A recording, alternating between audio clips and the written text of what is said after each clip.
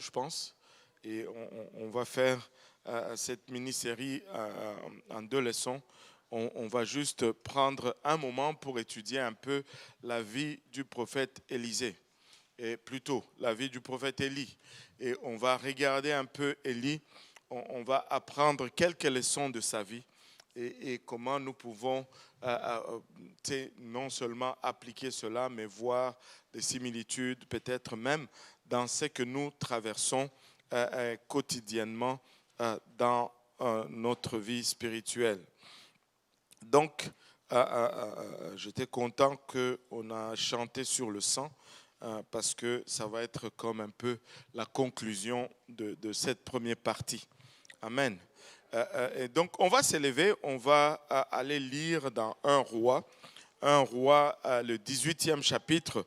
On va lire du verset 17 au verset 21. Et puis après cela, vous allez pouvoir vous asseoir pour les 3 prochaines heures. Et donc, vous allez avoir le temps de récupérer. Amen.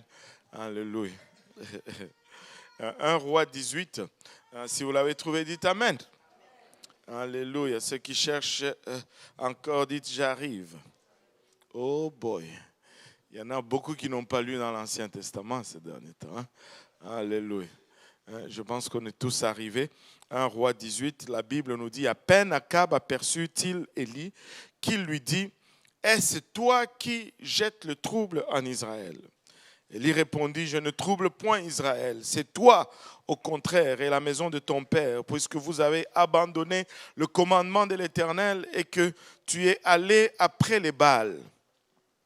Fais maintenant rassembler tout Israël auprès de moi à la montagne du Carmel, et aussi les 450 prophètes de Baal et les 400 prophètes d'Astarté, qui mangent à la table de Jézabel. Akab envoya des messagers vers tous les enfants d'Israël et il rassembla les prophètes à la montagne du Carmel. Alors Élie s'approcha de tout le peuple et dit, jusqu'à quand clocherez-vous de 2 côtés? Si l'Éternel est Dieu, allez après lui. Si c'est Baal, allez après lui. Le peuple ne lui répondit rien. Le peuple ne lui répondit rien. On va prier et on va entamer cette étude. Amen. Et je sais que Dieu va nous édifier et il va nous aider dans beaucoup de choses. Prions tous ensemble. Seigneur, nous te sommes infiniment reconnaissants, Papa, du privilège que nous avons d'invoquer ton saint nom, Papa. Merci pour ton sang précieux, Père, et la bachate qui a été versée pour notre rachat, Seigneur. Ce sang qui plaide encore aujourd'hui de notre part. Ce sang qui parle, alléluia, plus fort que le sang d'Abel en notre faveur, Seigneur. Nous venons, Papa, il a bachate à le réclamer aujourd'hui, Seigneur. Alors que nous allons, Papa, entamer cette étude, nous prions, Père, il a bachate, que tu prédisposes nos cœurs à recevoir, Seigneur, et que tu prédisposes, Papa, nos pensées, notre intelligence à être transformée, Seigneur. Papa, et que cette parole puisse germer en nous, Seigneur, faire de nous des ouvriers, Papa, il a bachata, qui n'auront pas à rougir, Papa, en ta présence. Père éternel, il a bachata, que ça puisse générer de semences en nous et que cela nous conduise dans la vie éternelle. Père, garde-nous, Papa, et ouvre notre compréhension, Seigneur, Papa. Permets-nous, Papa, de recevoir, Papa, la révélation de ta parole pour ces 2 semaines d'études, Papa, qui vont suivre. Au nom de Jésus, nous te prions. Nous disons tous au nom de Jésus. Alléluia. Pouvons-nous battre nos mains? Alléluia pour le Seigneur. Haramaya kitaraya itaraba ulubu. Hiroboyo itaraba ulubu sandaraba ulubu sanda. Alléluia. Et vous pouvez vous asseoir. Et pour nous permettre de comprendre, de saisir tout ce que cette histoire contient, il est nécessaire pour nous de retourner un peu dans le contexte ou dans le cadre où tout ceci s'est déroulé. C'était déjà 60 ans. 60 ans s'étaient déjà écoulés depuis la révolte de 931. Salomon était au pouvoir, il a maltraité le peuple et son serviteur a demandé à ce que son fils Réhoboam puisse alléger le fardeau du peuple, mais il n'a pas voulu. Jéroboam a conduit la révolte et cette révolte était en 931 avant Jésus-Christ et cette révolte a conduit à la division de la nation juive en 10 tribus pour Israël et 2 tribus pour Juda. Israël était dans le nord avec les 10 tribus et Juda était dans le sud avec 2 tribus. Et quand on regarde ces 2 royaumes maintenant divisés, quand on regarde à Juda, Juda a eu une succession de rois. Mais tous les rois n'étaient pas méchants, on n'était pas mauvais. Il y a eu quelques rois qui ont marché selon les voies de Dieu, mais d'autres ont marché loin des voies de l'Éternel. Mais par contre, Israël n'a eu qu'une succession de rois, l'un après l'autre, qui se sont éloignés de voies de leur Dieu Jéhovah.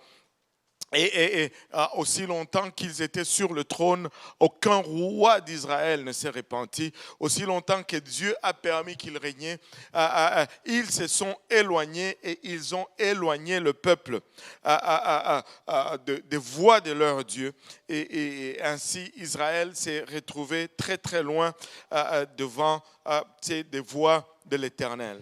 Akab a été le 7e roi qui a régné sur Israël. Il a régné pendant 22 ans et la capitale d'Israël était Samarie.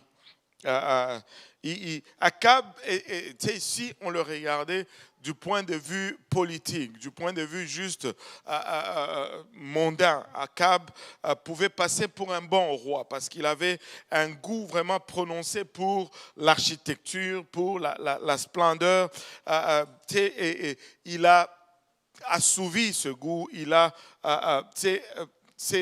répondu à cette soif en construisant des palais, en construisant des villes. Il a construit une maison en ivoire et il a construit plusieurs villes. C'était un constructeur, mais c'était un idolâtre. En plus de sa capitale, Samarie, Akab a érigé une résidence royale à Jezreel. Il avait une résidence royale à Jezreel qu'il a construit en partie sur un terrain qu'il a volé à Naboth. Et il a désiré les vignes de Naboth. Et quand il a voulu les acheter, Naboth a refusé parce que c'était un héritage familial. Il est allé pleurer auprès de sa femme. Et sa femme, Jézabel, lui a dit, mais c'est quoi? Pourquoi le roi pleure? Oh, c'est parce que Naboth ne veut pas me vendre sa vigne. Il dit, mais tu es roi. Fais ce que tu dois faire. Et il y a eu de fausses accusations contre Naboth et il a été faussement condamné, tué, et Akab a pu récupérer sa vigne. Et c'est comme ça qu'il a construit une partie de cette résidence sur le terrain de Naboth, qui était un homme juste, un homme droit, mais faussement accusé par ce roi méchant et tué de façon injuste. Maintenant, Akab a commis une grave erreur. Amen. Et sa pire erreur, c'était son mariage. Son mariage était motivé par la politique et non l'amour. Amen. C'était un mariage politiquement arrangé avec la fille du roi de Sidon. Et ce roi s'appelait Ethbaal. Il a épousé une princesse d'un autre roi et de Sidon. Et cette princesse païenne s'appelait Jézabel. Et je n'ai pas encore vu une fille qui s'appelle Jézabel de nos jours. Il y en avait peut-être une, ce n'était pas Jézabel, c'est Jézibel. Ce n'était pas Jézabel, c'était Jézibel. Personne ne veut nommer sa fille Jézabel. Alléluia. Et pourtant, c'est un beau nom. Jézabel, il y a belle là-dedans. Alléluia. Et cette princesse païenne qui s'appelait Jézabel a tellement contrôlé son mari qui était plutôt faible. Donc, ce n'est plus vraiment Akab qui régnait, c'est Jézabel qui régnait. Et des fois, quand dans le livre d'Apocalypse, Dieu parle de Jézabel parce que son impact était tellement profond sur Israël qu'elle a assaini vraiment un coup dont Israël ne s'est jamais vraiment rétabli dans le temps. Et elle était tellement profonde, dévouée à ces démons que elle est devenue comme un type d'esprit. Un type d'esprit. Et maintenant, laissez-moi vous dire ceci. Certes, Jézabel était une femme, mais l'esprit de Jézabel peut être identifié même dans un homme. Et certes, Akab était un homme, l'esprit d'Akab peut être aussi identifié dans une femme. L'esprit de Jézabel va être un esprit qui contrôle, qui veut contrôler. Dès que cet esprit arrive quelque part, va vouloir tout de suite prendre le contrôle, même sans avoir, en dépit de la chaîne de commande en place, en fait, si je peux parler dans ce terme. L'esprit de Jézabel va vouloir contrôler. Tu sais, quand tu arrives quelque part, tu regardes au moins comment les gens marchent. Tu essayes au moins de voir d'où est-ce qu'ils sont partis et comment est-ce qu'ils sont arrivés jusque-là. Parce que s'ils sont arrivés jusque-là et qu'ils ont fait ce qu'ils ont fait, peut-être qu'ils ont compris quelque chose. Amen. Peut-être qu'ils n'ont pas été torts dans tout ce qu'ils ont fait. Tu vois, il faut savoir honorer le sacrifice et respecter le sacrifice de gens. Amen. Alléluia. Mais l'esprit de Jézabel va faire fi de tout cela. Il va vouloir juste le contrôle. Mais l'esprit de Jézabel va fonctionner lorsqu'il y a aussi l'esprit d'Akab. Il ne peut pas fonctionner tout seul. Amen. Et anyway, je m'écarte un peu. Je vais revenir à cette princesse Jézabel. Elle a contrôlé tellement Akab qu'il est allé jusqu'à bâtir un temple en Samarie pour les cultes du dieu Baal. Et tu sais, dans les montagnes, Akab a fait construire des temples à l'honneur de la déesse Astarté ou Ashérath selon certains livres. Et dans ces temples, les cultes qui s'y faisaient, ce n'était pas comme nous venons à l'église et nous adorons Dieu. Non. C'était des cultes imprégnés d'orgies, d'activités sexuelles dépravées. C'était ça leur culte d'adoration. C'était la perversité, il y avait le sacrifice humain, on sacrifiait les enfants, on sacrifiait les hommes, on s'adonnait à des pratiques immorales et c'était monnaie courante dans les cultes qui se faisaient dans ce temple. Regardez avec moi 1 Roi chapitre 16 verset 33. 1 Roi 16 33. Si le pasteur Jean-Yves peut nous les lire. Quelqu'un tombé? 1 Roi 16 33. Assurons-nous qu'il se relève. Oui, 1 Roi 16 33. Et il fit une idole d'Astarté. C'est bon. Akab fit plus encore que tous les rois d'Israël qui avaient été avant lui pour irriter l'Éternel, le Dieu d'Israël. Il a fait des idoles d'Astarté. il a fait plus que tous les rois qui ont été avant lui pour irriter l'Éternel, le Dieu d'Israël. Parle de rétrograde, parle de s'éloigner des voies de Dieu. Il était tellement loin qu'il a irrité Dieu que tous les rois qui l'ont précédé. Il était méchant pas à peu près là. Il était idolâtre pas à peu près. Et vu la férocité avec laquelle, vu la férocité avec laquelle Jézabel régnait et la faiblesse que Akab démontrait, tous les sacrificateurs de Dieu ont succombé. Tous se sont tus, tous se sont cachés. Ils ont fui, soit en Judée et à la recherche d'un endroit où ils n'allaient pas avoir à se compromettre ou à compromettre la justice de Dieu et sans être persécutés. Beaucoup ont été éparpillés, d'autres ont été réduits au silence. Les prophètes de Dieu étaient persécutés. S'ils persistaient, ils étaient tués. Ceux qui restaient, ils se cachaient dans des grottes pour servir Dieu. Ils se cachaient dans les grottes pour ne pas avoir à se soumettre à l'idolâtrie. Alléluia. Donc, il n'y avait plus de dirigeants qui parlaient pour Dieu en Israël. Il n'y avait plus des gens qui se tenaient de la part de Dieu en Israël.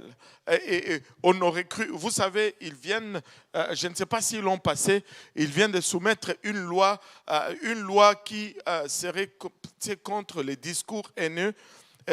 C'est une loi grave. Au fait, le contenu de cette loi est tel que tu n'as pas vraiment besoin de dire quelque chose d'haineux. Mais si quelqu'un dit que tu as dit quelque chose d'haineux, tu peux être littéralement poursuivi et arrêté sans nécessairement qu'il y ait des démonstrations que tu as commis le crime, en fait. Parce que des fois, tu peux dire quelque chose et vous êtes à deux. Amen. Alléluia. Et vous savez, nous sommes en train de nous approcher de ce genre de situation où, pour prêcher la vérité, il faut avoir une colonne vertébrale. Pour se tenir pour la vérité, il va falloir payer un prix. Est-ce que sommes-nous prêts? Sommes-nous prêts? Alléluia. Mais en ce temps-là, il n'y avait tous les hommes pieux ont soit fui, soit ils se cachaient dans les grottes, soit ils étaient des réfugiés dans un autre pays, ou soit ils se sont compromis. Maintenant, on dirait que les choses ne changent pas beaucoup parce que le culte de Baal, le culte de Baal était fait avec cette légèreté morale. Il n'y avait pas vraiment de restrictions morales. À cause de cela, à cause de cette permissivité, le culte de Baal exerçait un attrait sur le peuple de Dieu qui, eux, étaient appelés à servir Dieu avec des restrictions, avec des standards de sainteté, de sanctification, un culte qui était basé sur des pratiques basées sur la moralité et la sainteté. Et c'était un attrait pour ce peuple. On dirait qu'il y a toujours eu un attrait pour le mal. Allô? Et donc, le peuple hébreu était attiré maintenant par cela. Et ce qui fait que la corruption était tellement... Tout le monde s'est tellement corrompu et c'est comme si la connaissance du vrai Dieu allait totalement disparaître d'Israël. Le monde se sont tellement compromis qu'on aurait pensé que le nom de Yahweh allait être oublié dans les territoires d'Israël. Et le mal était tellement répandu que si tu vivais dans ce temps-là et que tu avais un peu de fibre de moralité qui te restait, tu étais sérieusement découragé par ce que tu observais autour de toi. Mais, que tout le monde dise mais, juste en ce temps-là, Dieu a suscité un prophète nommé Élie. Juste dans ce moment-là, Dieu a élevé Élie le prophète. Il semblait que le nom de Dieu allait être oublié en Israël. Et Élie est sorti de nulle part. Laissez-moi vous dire, nous pouvons faire face à un niveau d'immoralité tel que on ne sait plus si un homme est un homme ou une femme est une femme. Mais laissez-moi vous dire, juste en ce temps-ci, Dieu va élever un peuple qui va se tenir pour son nom. Alléluia. Alléluia. J'étais au Cégep Montmorency pour l'étude biblique mardi. Et j'étais content. Il y avait 5 étudiants autour de moi. Alléluia, c'était la joie. C'était la joie. Amen. Mais laissez-moi vous dire, tu vois la population, oh my goodness, il y en a de toutes les couleurs, des chevelures jusqu'aux ongles, jusqu'à la peau, il y en a de toutes les couleurs, de toutes formes, de toutes décorations, et des grands qui agissent comme, tu regardes quelqu'un, tu as l'impression qu'il a 50 ans. Mais quand tu vois la personne de loin, tu as l'impression qu'elle a 18 ans. Mais par sa tenue, son comportement. Mais quand il s'approche de toi, oh, mais c'est quand même une personne ça doit avoir 50 ans ou quelque. Tu sais, à 50 ans, avoir des cheveux violets, c'est bizarre. Quand tu vois de loin, tu dis peut-être, bon, les folies de la jeunesse. Mais quand ça arrive proche de toi, oh, on n'est plus jeune du tout. Il y en avait de toutes les couleurs, les tatous, les ongles, j'en ai vu de toute longueur. Ça faisait longtemps que j'étais dans un cégep. Et là, il y avait la grève de la cafétéria en plus. C'était le paquet. Et là, en tout cas, anyway, laissez-moi vous dire que cette société est loin, très loin. Nous pouvons regarder tout autour de nous, la dépravation est grande. Mais laissez-moi vous dire, Dieu a un peuple. Dieu a un homme qui va se lever et qui va se tenir pour la justice. Alléluia. Parce que quand le péché surabonde, alléluia, quand le péché abonde plutôt, la grâce déborde, la grâce surabonde. Quand le péché monte, laissez-moi vous dire, les vagues, alléluia, de la justice vont déborder, alléluia, même les sommets les plus élevés. Regardez Ésaïe 59, le verset 19. Ésaïe 59, verset 19. On craindra le nom de l'Éternel depuis l'Occident et sa gloire depuis le soleil levant. Quand l'ennemi viendra comme un fleuve, l'Esprit de l'Éternel le mettra en fuite. L'Esprit de l'Éternel le mettra en fuite. Même lorsque l'ennemi est déchaîné comme un fleuve, même lorsque l'ennemi avance comme une inondation, laissez-moi vous dire, Amen. L'Esprit de l'Éternel va le mettre en fuite. Il dit littéralement, l'Esprit de l'Éternel va élever un standard. Comment nous allons le mettre en fuite? C'est parce que nous allons marcher selon les standards de Dieu. C'est parce que nous allons élever la bannière originaires du nom de Jésus-Christ. Nous n'allons pas avoir honte de déclarer de qui nous sommes. Alléluia, à qui nous appartenons, de qui nous avons été rachetés. Nous avons un nom, alléluia, nous avons une voix, nous pouvons élever l'étendard du nom de Jésus-Christ. Alléluia, même dans cette marase d'immoralité. Nous sommes loin, très loin. J'ai lu un article dernièrement qu'un membre du Sénat des États-Unis est sorti de la chambre parce que, au fait, c'était un homme et il était en train de devenir une femme. Mais alors qu'il était en train de parler, on l'a adressé comme monsieur. Et au fond, quand tu les regardes, tu comprends pourquoi on l'a appelé monsieur. Mais ça l'a fâché et il est sorti. Nous vivons dans un temps où même les références de la moralité sont attaquées. Nous sommes loin. Amen. Alléluia. Mais même en ces temps, nous allons nous tenir pour la justice et la vérité. Maintenant, Élie, regardez un peu le point ici.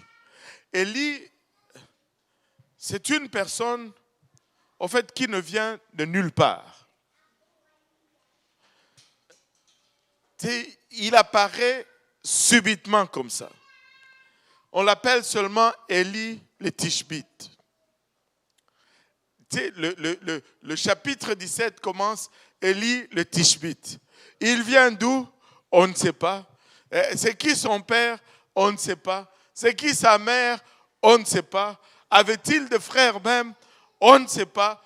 On ne connaît rien. Est-ce qu'il a été à l'école? Qu'est-ce qu'il faisait dans sa vie? Mais il apparaît comme ça nulle part, sans référence, sans identité quelconque, sans reconnaissance, sans citer aucun exploit dans son passé. Alléluia. On l'appelle tout simplement le Tishbite. Il est originaire d'une petite ville, Tishbé, en Galade. Et nous ne savons absolument rien d'autre sur sa famille ou sa naissance. Et c'est tout. Vous savez, nous n'avons peut-être pas de reconnaissance. Nous venons peut-être des origines obscures. Des fois, nous citons les villes dont nous venons. Les gens sont étonnés. Ils ne peuvent même pas mettre cela sur aucune carte qu'on peut leur présenter. Et nous venons des origines sans reconnaissance. Certains d'entre nous, pour vous, je ne sais pas. Mais pour moi, je sais d'où je viens.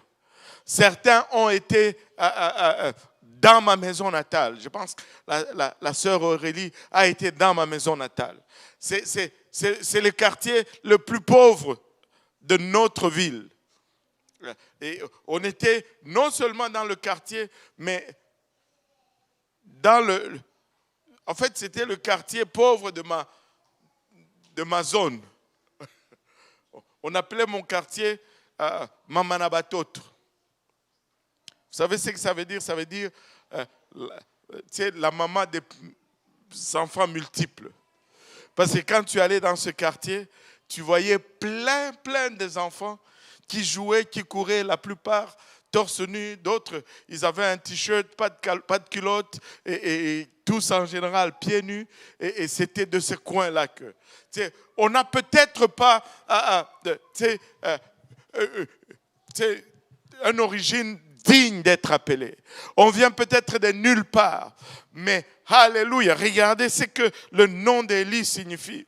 Le nom d'Élie signifie « Mon Dieu est Jéhovah ». Alléluia. Peu importe d'où on vient, si nous avons ces dieux-ci, c'est ce qui fait la différence. Peu importe ton origine, alléluia.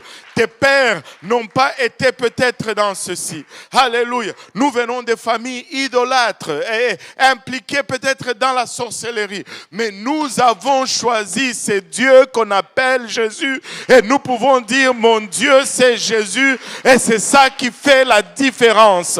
C'est ça qui va déterminer notre futur. C'est ça qui va déterminer, alléluia, ce par quoi nous allons être reconnus. Nous n'allons pas être reconnus à cause, alléluia, d'un accomplissement familial. Nous n'allons pas être reconnus à cause d'un héritage ou d'un nom de la famille. Nous allons être reconnus parce que nous avons cru en Jésus-Christ. Alléluia. Mon Dieu, c'est Jésus. Alléluia. Avec Dieu à tes côtés, alléluia, tu n'as besoin, alléluia, de rien d'autre. Tu n'as pas besoin, alléluia, d'un nom reconnu. Tu n'as pas besoin d'une notoriété. Tu n'as pas besoin d'un diplôme. Saisis-toi juste de Jésus-Christ. Tu n'as pas besoin d'une réputation. Ta réputation, c'est Jésus-Christ. Ta reconnaissance, c'est Jésus-Christ. Alléluia.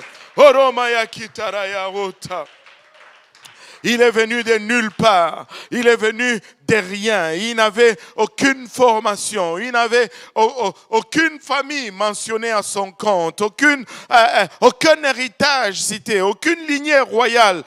Rien de tout cela mentionné. Mais il a fini par devenir le plus célèbre et le plus spectaculaire, si ce n'est pas le plus grand prophète d'Israël. Et c'est lui qu'on voit dans à la montagne de transfiguration, à côté du Seigneur Jésus-Christ, d'un côté et Moïse de l'autre côté. Alléluia, le Seigneur au milieu, c'est Élie le Tishbite, de qui on ne connaît absolument rien du tout. Tu n'es pas reconnu, c'est pas grave. Ton nom de famille n'est pas connu, c'est pas grave. Accroche-toi seulement à ces dieux que nous servons. J'ai un Dieu. Alléluia. Et mon Dieu, c'est Jésus. C'est tout ce qui fait la différence. Élie, nous ne savons même pas où il a eu son héritage spirituel. Mais il est devenu un puissant homme de Dieu. Très puissamment utilisé. Il est littéralement sorti de nulle part. Par rapport au passage que nous avons lu, c'était 3 ans et demi plus tôt, où il est venu de nulle part comme ça. Dans 1 Roi 17, le premier verset, il est venu de nulle part, 3 ans et demi auparavant. Et il s'est tenu devant le méchant roi Akab et il a fait une déclaration.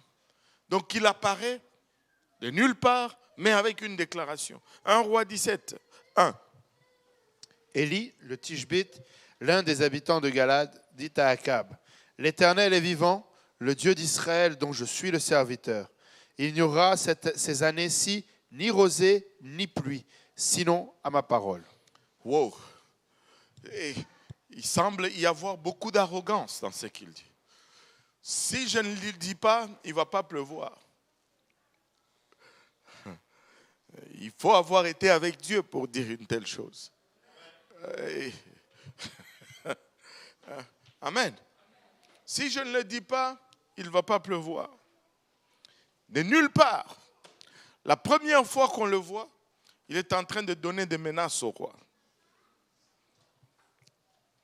Au roi,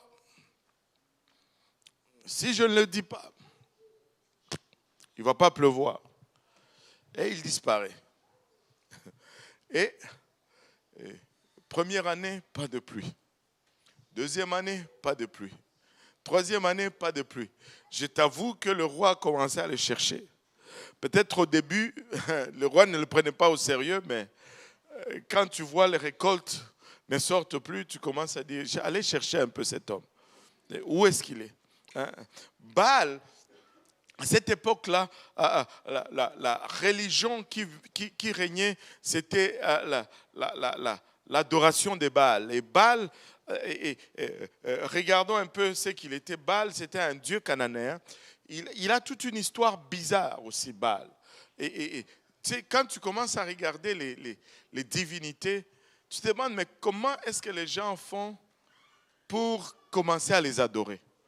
Hein? Baal était le dieu des éléments de la nature. Il était le dieu du soleil, le dieu de pluie, le dieu de feu, le dieu des tempêtes pour les Cananéens. Et il est souvent représenté avec des foudres dans les mains. C'est comme s'il tient des éclairs et il est debout sur le dos d'un taureau ou des fois, il a même lui-même la forme d'un taureau. Et Baal est devenu le roi des dieux. Et comment est-ce qu'il est devenu le roi des dieux dans leur mythologie? C'est parce qu'il a défié le dieu de la mort qui s'appelait Mot. Un dieu qui défie un autre dieu. Déjà là, on a, je pense, un petit problème. Il a défié le dieu Mot, le dieu de la mort, et ce dieu Mot a tué Baal. Et Baal est mort, et il a été amené aux enfers après sa mort. Mais Baal a été rappelé à la vie par la déesse Anat. Et comment est-ce qu'elle a fait? Cette déesse a pris des couteaux et puis elle s'est taillée en signe de deuil. Et c'est cette incantation qui a, au fait, ramené le dieu Baal à la vie. Et c'est pourquoi le culte de Baal impliquait ces rituels des gens qui se coupent tout le temps en mémoire de ce que cette déesse aurait fait pour ramener le dieu Baal à la vie. Et quand il est revenu à la vie, il est devenu le roi des dieux, Baal. Spécial. Et donc, ce genre de culte païen était très répandu parmi les nations tout autour d'Israël. Mais Dieu ne voulait pas que son peuple mélange le culte voué qui lui était voué avec le culte de Baal. Dieu ne voulait pas que son peuple mélange le culte qui lui était dévoué au culte de Baal. Dieu ne veut pas que nous mélangeons notre adoration avec l'adoration de ce monde. Dieu ne veut pas que nous mélangeons les cultes que nous lui vouons avec le culte mondain tout autour de nous. Et Baal était une divinité multiple. Chaque village ou chaque localité avait son propre Baal, dont le nom, des fois, était, le nom complet était un nom secret ou un nom caché. C'est pourquoi vous allez voir dans la Bible des noms comme Baal Shamé, le Seigneur des cieux, Baal Amon, le Seigneur de la richesse, Baal Gad, le Seigneur de la bonne fortune ou de la chance. Et le mot Baal signifiait maître ou seigneur. Et les Israélites ont même commencé à utiliser ces noms pour parler de Jéhovah, le seul et l'unique vrai Dieu. Et ce genre d'association ou ce genre de combinaison, Dieu détestait cela. Ce genre de compromis, Dieu détestait cela. Des fois, nous avons des dictons dans le monde et nous voulons accoler ça à notre Dieu. Dieu n'aime pas ça. Il est unique en son genre. Il est unique en sa nature. Tu ne peux pas regarder à quelque chose d'ici-bas et le comparer. Il s'appelle Jésus. Alléluia. Son nom est clair, son nom est distinct.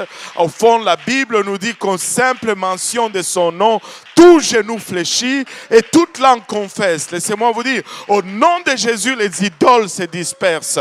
Au nom de Jésus, l'enfer tremble. Au nom de Jésus-Christ, les malades sont guéris. Alléluia. Nous ne pouvons pas tomber dans le piège. Et c'est facile des fois. Et des fois, l'intention est bonne, mais le plaisir de Dieu ne se trouve même pas dans de bonnes intentions. Le plaisir de Dieu se trouve dans le respect et l'obéissance de sa parole. Amen. Nous pouvons être très bien intentionnés, mais si nous sommes à côté, Dieu ne va pas prendre plaisir dans cela. Alléluia. Regardez, il écrit tout fort dans le livre d'Ésaïe, le 42e chapitre, Ésaïe 42, verset 8. Dieu fait une déclaration forte à cause de cette tendance parmi le peuple d'Israël à associer son nom au nom de Baal. Regardez ce que Dieu dit. Je suis l'Éternel. Je suis l'Éternel. C'est là mon nom. C'est là mon nom, c'est clair. Je n'ai pas un autre nom. Mon nom, c'est l'Éternel. Et je ne donnerai pas ma gloire à un autre, ni mon honneur aux idoles. Alléluia. Arrêtez de m'associer avec les idoles. J'ai un nom. Appelez-moi par mon nom. Alléluia. Ne m'appelez pas par les surnoms Non, j'ai un nom. Amen. Il s'appelle Jésus. Alléluia. Il s'appelle Jésus. Alléluia. Et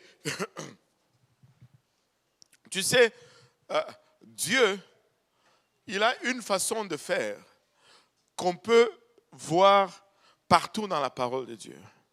Et des fois, quand nous-mêmes nous traversons et nous vivons ces mêmes façons, des fois nous sommes un peu déboussolés. Et c'est pourquoi je pense que ça va être important que nous regardons à ceci aujourd'hui. Tu sais, si on regardait Baal, il avait soi-disant de pouvoir supposé sur les éléments de la nature. Et c'est parce que Baal s'est déclaré avoir certains pouvoirs sur les éléments de la nature que la déclaration qu'Élie a faite à Akab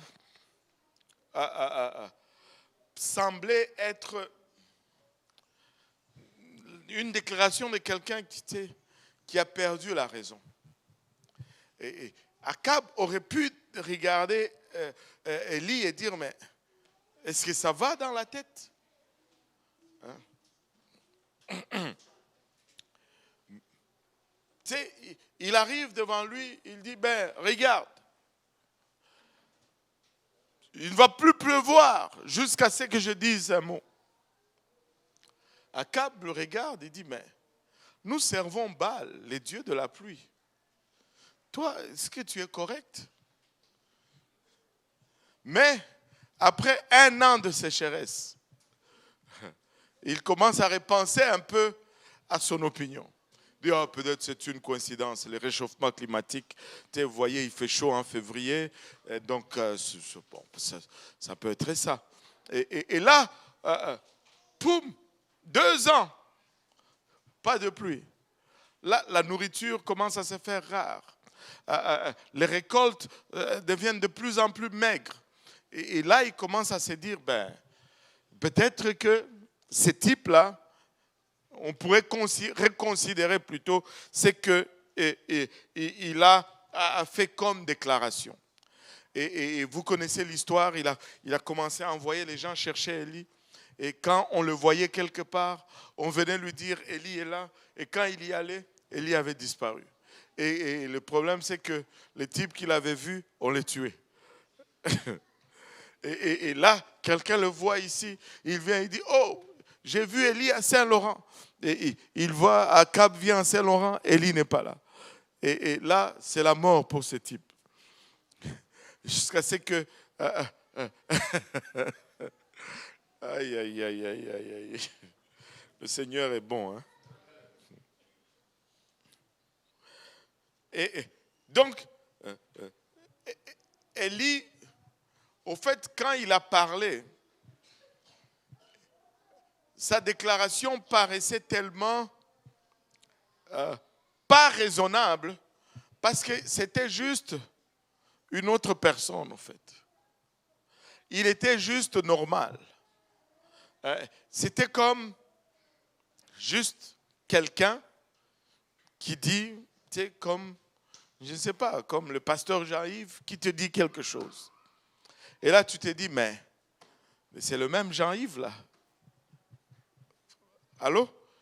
Mais c'est pourquoi Jacques, c'est pourquoi Jacques nous dit dans Jacques 5, 17, il y a une raison pourquoi Jacques dit cela. Parce que tout était juste normal. Il n'y avait rien il n'y avait pas une démonstration de puissance dans les paroles d'Élie. C'était juste comme on parle tous les jours. Amen. Et regarde, et il dit, Élie était un homme de la même nature que nous. Il pria avec instance pour qu'il ne plût point, et il ne tomba point de pluie sur la terre pendant 3 ans et 6 mois. Donc, il dit il était un homme de la même nature que nous, c'est-à-dire il était tout comme nous. Et quand il a parlé, on l'a regardé et dit, oh, toi tu vas à Saint-Laurent, tu dis ça, mais non, on ne peut pas te croire. Mais la Bible nous dit qu'il a prié avec instance pour qu'il n'ait plus point, et il ne tomba point de pluie sur la terre pendant 3 ans et 6 mois. Maintenant, avez-vous remarqué ceci? Il ne faut pas seulement dire, il faut soutenir tes dires avec la prière. Allô? Parce que la Bible, Élie nous dit qu'il pria avec insistance. Il a dit, une fois que c'est dit, il dit, Seigneur, maintenant que je l'ai dit, c'est mieux de le faire. Parce que et il n'a pas prié normal, il a prié avec instance. Il a prié avec persistance. Il ne manquait plus les réunions de prière. Les réunions de prière à l'église, il était là. Il avait ses propres réunions de prière en secret. Et il s'est levé et il priait, Seigneur, s'il te plaît, il ne pleut pas aujourd'hui. Et parce qu'il a fait, il priait avec insistance, ce n'est pas arrivé.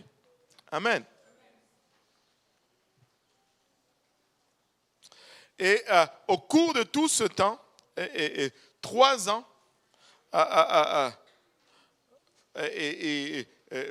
Israël commençait à mourir de faim. Israël mourait de faim.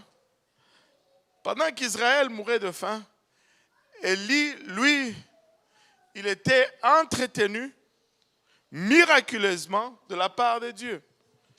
D'abord, il était nourri par des corbeaux près d'un torrent, au torrent de Kérith, et les corbeaux venaient et lui amenaient sa nourriture. Il mange et il avait de l'eau là. Il buvait l'eau qui sortait de ce torrent. Et il est resté là pendant assez longtemps jusqu'à ce que le torrent s'est séché parce qu'il n'y avait plus de pluie pour l'alimenter. Et les corbeaux ont arrêté de venir. J'essaie de m'imaginer un peu la scène.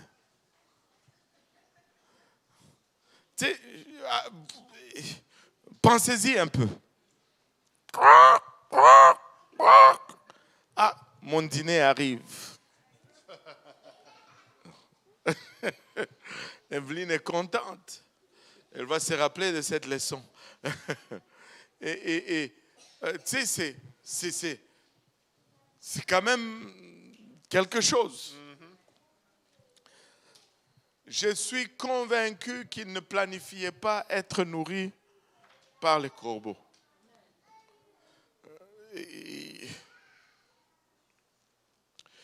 après, quand le torrent s'est asséché, il est allé chez une veuve à Sarepta. Et là, il arrive chez la veuve, il dit, qu'est-ce que tu as? La veuve dit, moi j'ai juste un peu de farine, un peu d'huile. On va faire un gâteau, moi et mon fils. On va manger, puis on va attendre la fin. Et là, Élie dit, fais d'abord un gâteau pour moi. Aïe, aïe, aïe. Hein? Imaginez-vous un peu. J'arrive chez vous. Aïe, aïe, aïe. Je dis, qu'est-ce que tu as mangé, Sifa? Elle dit, il me reste juste un pot pour Raphaël. J'ai dit, donne-moi d'abord ce pot à moi. Je pense que je vais descendre en estime comme un ascenseur qu'on a coupé la corde là. Alléluia. Et ça ne fait pas trop prophète. Ça ne fait pas vraiment trop homme de Dieu. Amen.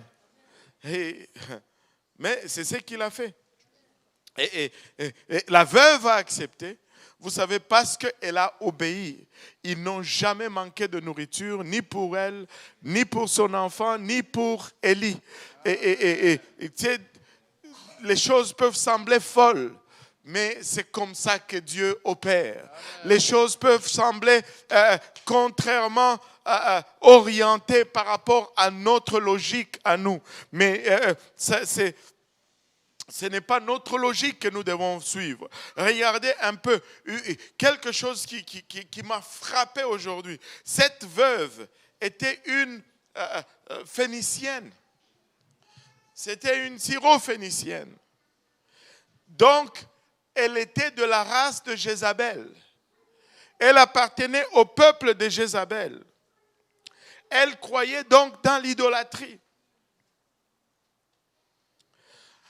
Donc, c'est quelqu'un de la maison de Jézabel qui aidait involontairement maintenant la cause de Dieu.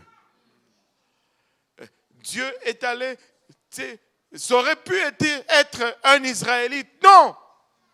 Dieu est allé chercher du côté de Jézabel pour soutenir son prophète. Tu dis, mais pasteur, pourquoi tu soulignes cela? Je souligne cela juste pour nous amener à réaliser que il ne faut pas regarder une personne comme ennemi. Nous ne combattons pas contre la chair et le sang. Notre combat est spirituel. Et Dieu peut utiliser cette même personne qui est destinée à faire le mal, d'où il peut sortir le bien, la victoire et la provision pour son œuvre. Dieu peut utiliser quiconque. Amen. Alléluia. Serapta, savez-vous ce que Serapta signifie? Serapta signifie un four plutôt où on fait fondre le métaux, un four à fusion. Littéralement, il est allé dans le four à fusion pour avoir sa provision. Et très souvent, lorsque nous sommes dans le feu, notre réaction, c'est sortir du feu. Mais c'est dans le feu que Dieu va te donner ta provision. C'est du feu que vient la délivrance. C'est de là même, alléluia, où Dieu te met à l'épreuve. C'est là qu'il va répondre à tes besoins. Lorsque tu es dans la fournaise, Dieu va répondre aux besoins. Lorsque tu es en train de passer à l'épreuve, c'est là même que Dieu va répondre aux besoins. Si tu fuis l'épreuve, tu fuis la réponse de Dieu. Tu fuis la réponse de Dieu. À ma mémoire revient l'histoire d'Abraham qui avait sûrement l'épreuve, une des épreuves les plus difficiles qui peut être soumise à quiconque ici.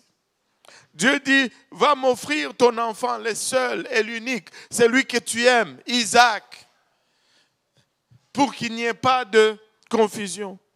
Et Abraham a pris son enfant. Il a commencé à aller au lieu que Dieu l'a indiqué. Et la Bible nous dit qu'il est arrivé au mont Morija. Et il est monté sur la montagne. Mais son fils, sur l'autel de sacrifice, le couteau sur la gorge de son fils, c'est là qu'il voit la réponse à la fournaise dans laquelle il se trouvait. S'il était arrêté avant d'arriver à sa place d'épreuve, il n'allait jamais voir, alléluia, la réponse à son épreuve que Dieu avait préparée. Un de nos prédicateurs l'illustre même de cette de cette façon. Lorsque Abraham montait avec son problème d'un côté de la colline, ben, la réponse de Dieu montait de l'autre côté de la colline et ils se sont retrouvés au sommet de la colline. Écoute, ne fuis pas l'épreuve, alléluia, mais demande à Dieu de te rencontrer là même au milieu de ton épreuve. Si tu fuis l'épreuve, ben, tu vas juste devoir recommencer encore et encore et encore. Mais c'est dans l'épreuve que Dieu donne sa réponse. C'est dans l'épreuve que Dieu rencontre le besoin. Alléluia. Et lorsque Élie s'est présenté à nouveau devant Akab, Akab a finalement exprimé ce qu'il avait en lui, mais par des accusations intenses. Mais les prophètes n'ont pas fait cas de ces accusations, mais il a tout simplement répondu avec une réprimande de la part du Seigneur. Regardez 1 Roi 18, versets 17 et 18. À peine Akab aperçut-il Élie qui lui dit, « Est-ce toi qui jettes le trouble en Israël ?» Élie répondit, « Je ne trouble point Israël, c'est toi. C'est toi au contraire. Au contraire est la maison de ton père, puisque vous avez abandonné les commandements de l'Éternel et que tu es allé après les Baals. » Vous avez abandonné le commandement de l'Éternel. C'est vous qui troublez Israël. C'est vous qui êtes, alléluia, qui vous êtes éloignés de voie de l'Éternel. Et il a répliqué aux accusations d'Akab avec une réprimande sévère de la part de l'Éternel.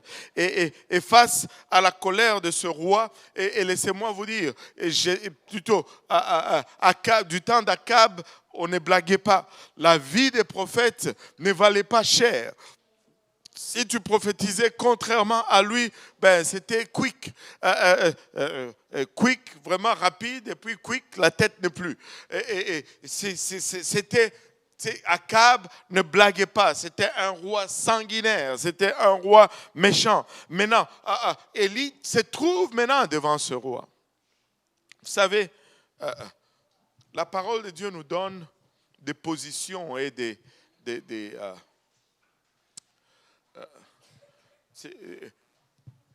et chaque position vient avec des responsabilités. Et on ne peut pas dépasser les responsabilités de la position, ben sinon on commence à fonctionner à l'encontre de la parole de Dieu. Le prophète pouvait dire la vérité dans la face du roi, mais le roi avait l'autorité de tuer le prophète.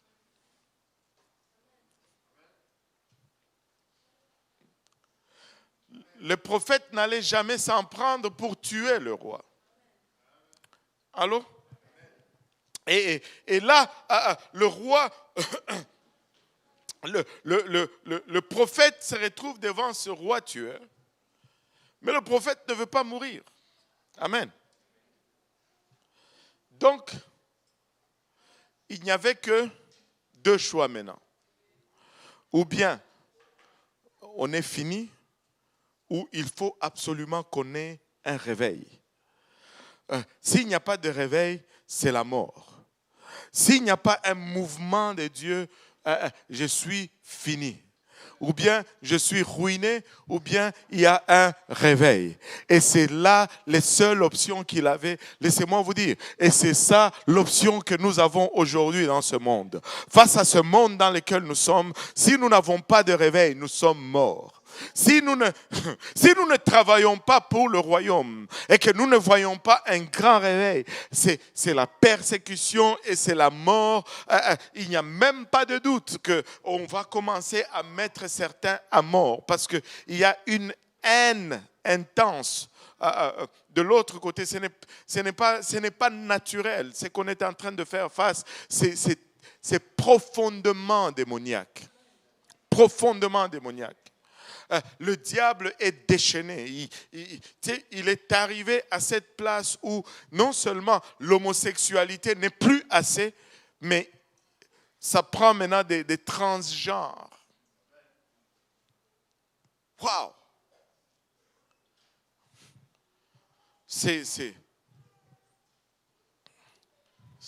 C'est loin. Tu parles avec des gens, ils ne sont pas normaux. Tu sais, il y a un monsieur qui travaillait à la Maison Blanche, là. Il était transgenre. Haut placé. Un homme. Il s'habillait comme une femme. À la Maison Blanche.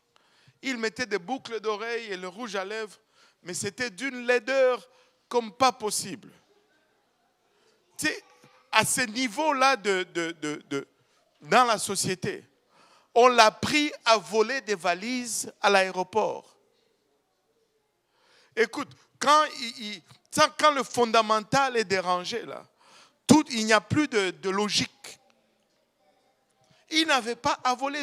Ces gens-là, ils font beaucoup d'argent, là. Mais ils volent des valises à l'aéroport, là. Qu'est-ce que tu vas... Les vêtements que quelqu'un... Si tu volais ma valise, quand je reviens du Congo, tu vas regretter. Il va y avoir l'odeur de poisson chez toi.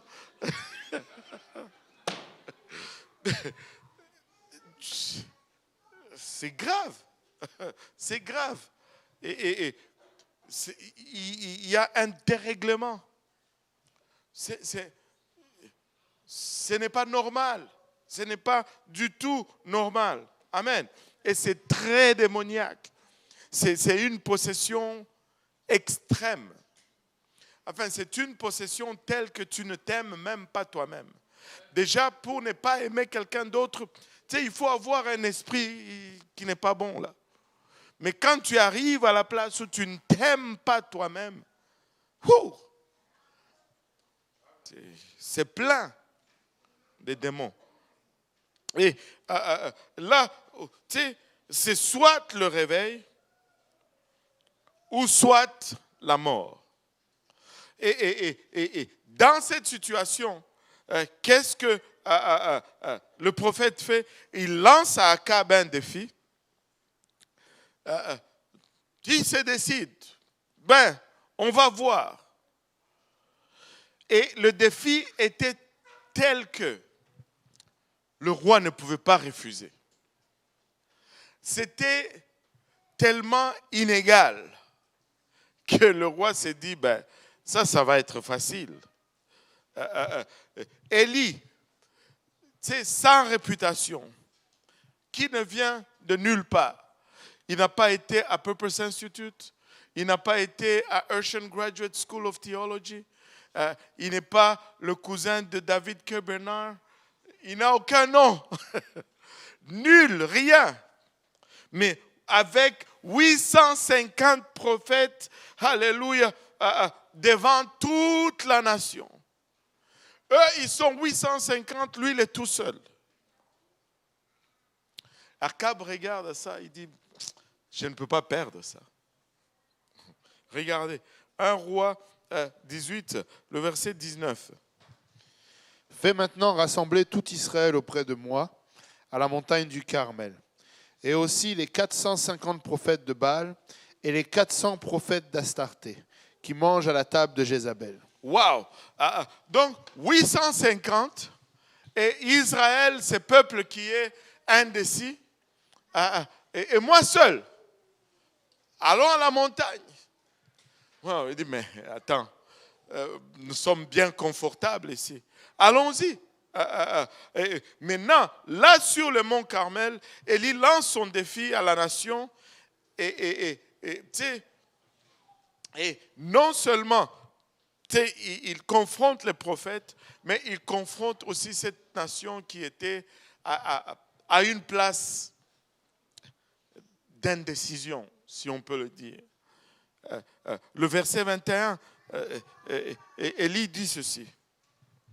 Alors Élie s'approcha de tout le peuple et dit, jusqu'à quand clocherez-vous des deux côtés? Jusqu'à quand clocherez-vous de deux côtés? Si l'Éternel est Dieu, allez après lui. Allez après lui. Si c'est Baal, allez après lui. Le peuple ne lui répondit rien. Waouh! Quel aveu, alléluia, de culpabilité. Si c'est Dieu, allez vers Dieu. Si c'est Baal, allez vers Baal. Très souvent, la réalité est celle-ci. Si tu connais le bon choix que tu dois faire et que tu ne le fais pas, et le mauvais choix que tu ne dois pas faire que tu fais, quand on te demande de t'exprimer, souvent tu vas garder silence. Parce que si tu as fait le bon choix, tu vas le dire tout de suite. Allô?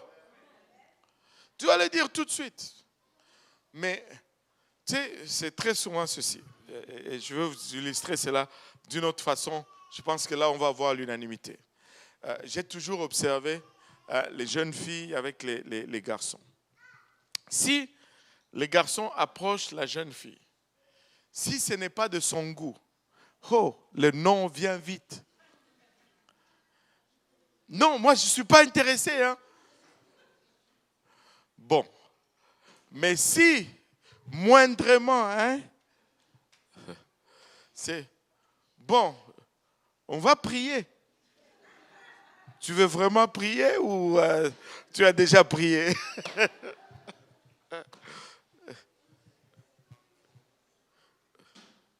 Si c'est la volonté de Dieu.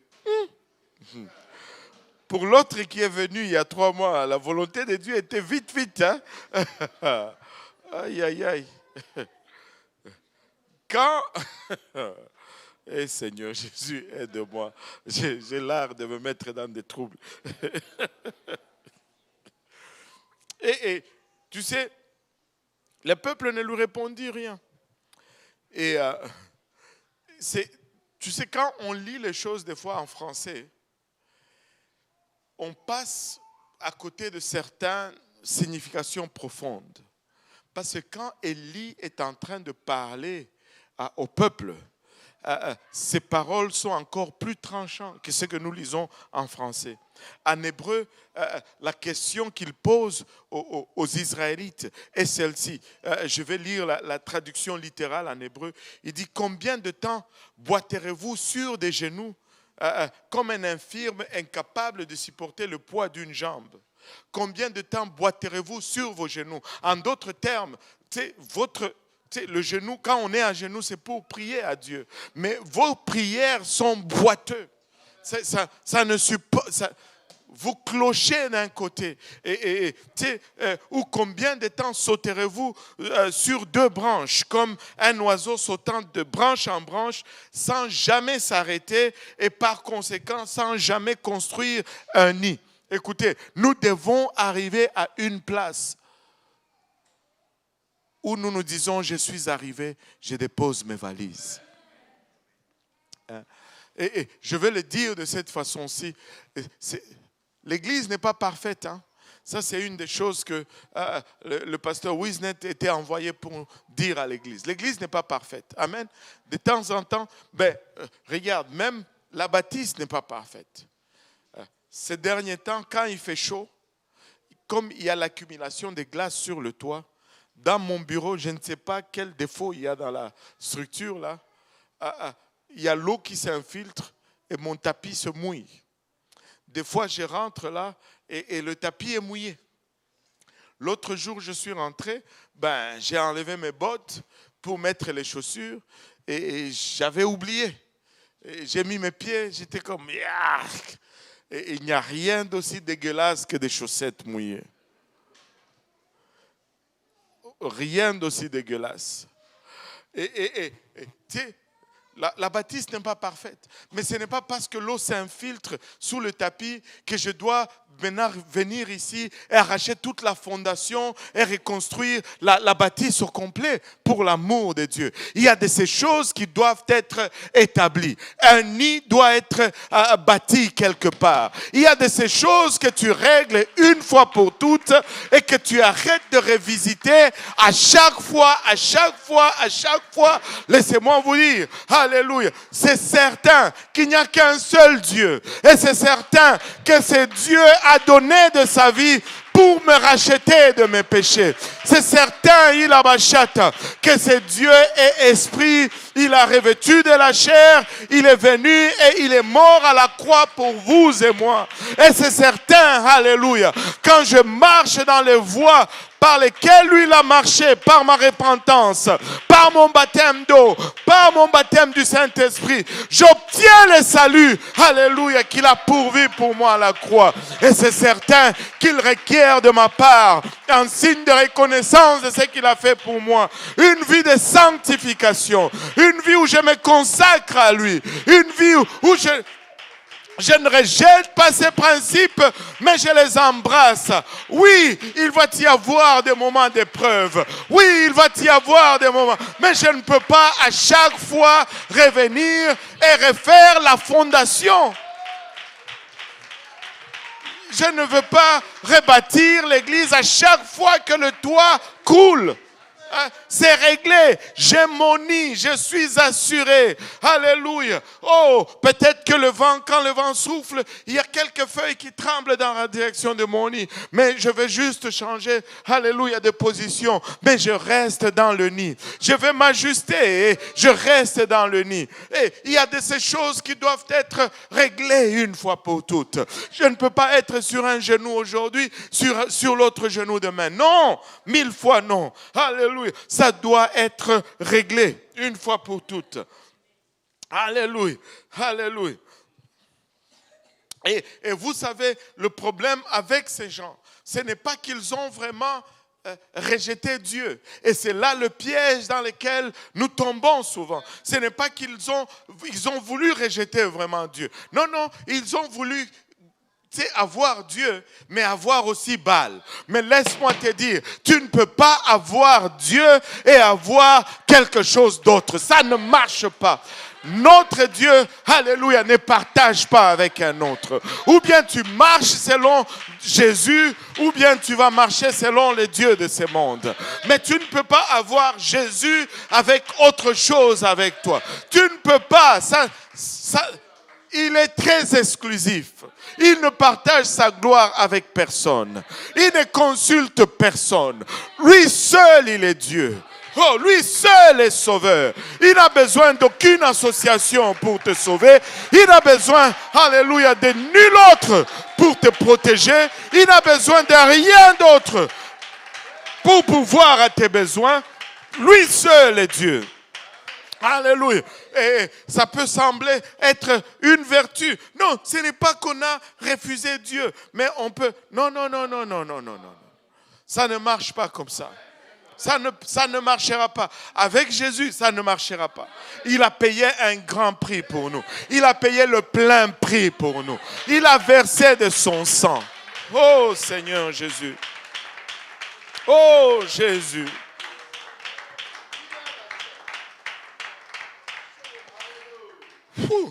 Ils vont vous proposer des choses pour aller avec votre croyance. Le culte de Baal, ils ne sont pas venus en disant remplacez Jéhovah, détruisez le temple. Ils ont dit non, vous pouvez aussi adorer Baal. Non.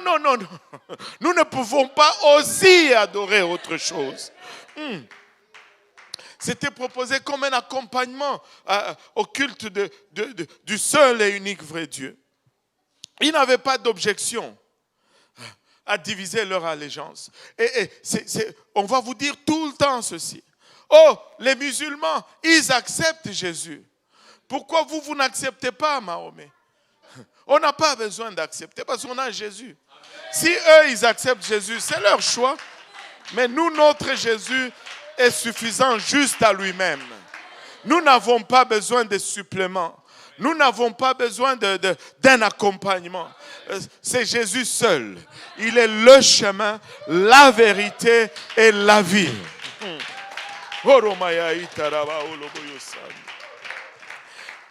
Alléluia. Ils peuvent diviser leur allégeance aux faux dieux parce que leurs dieux sont faux. Mais nous ne pouvons pas diviser notre allégeance parce que notre Dieu est vrai et il est le véritable.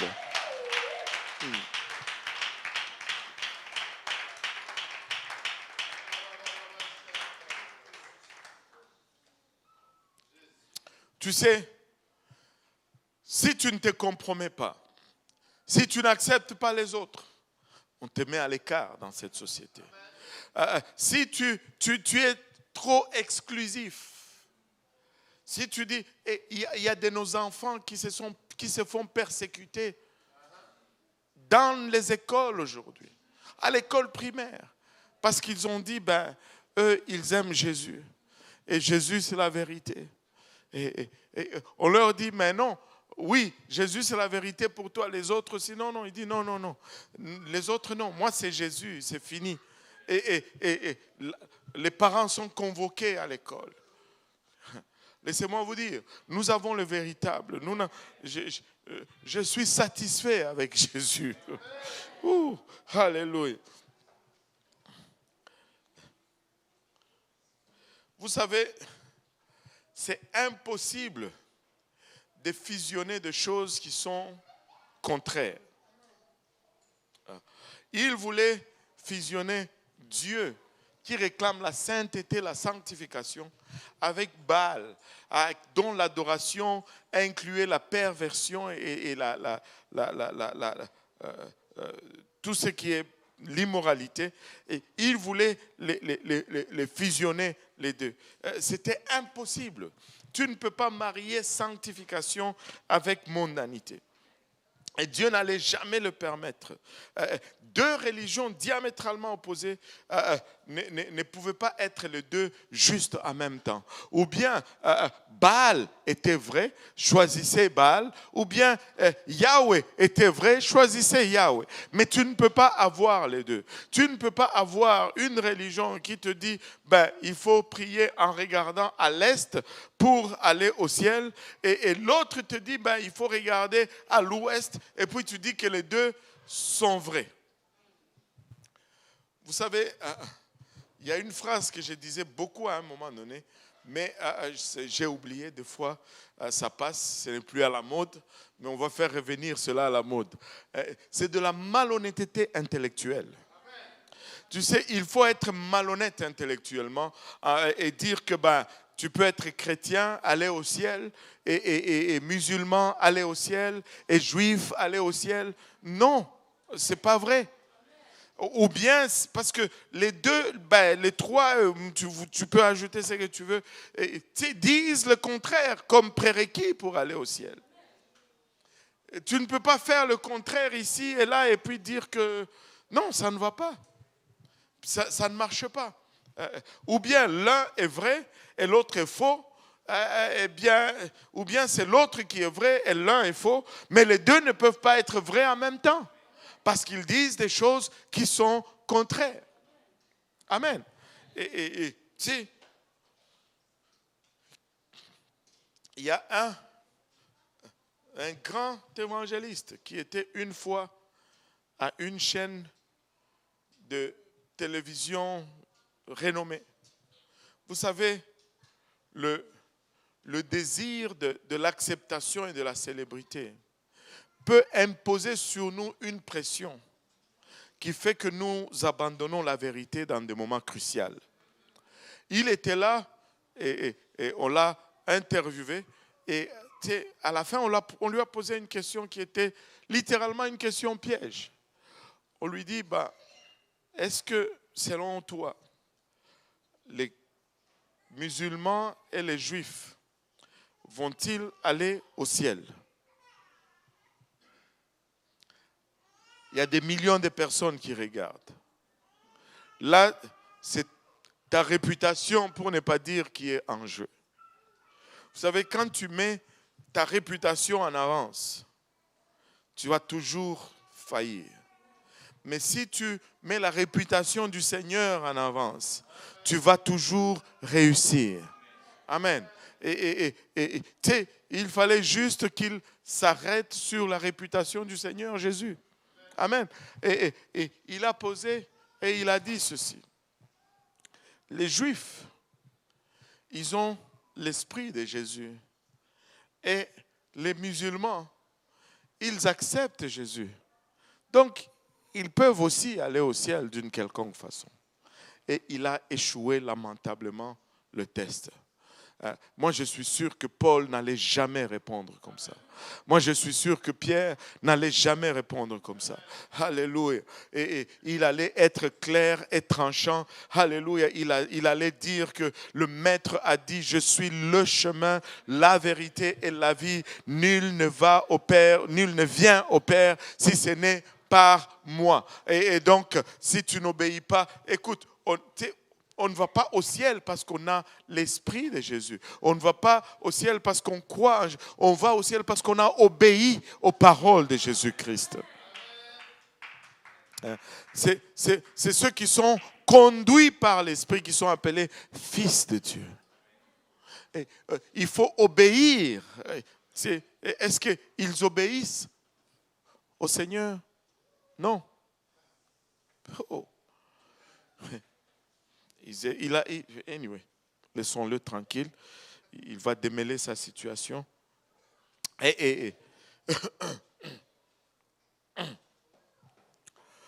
On ne peut pas à la fois, décidez-vous et désillusionnez-vous là-dessus.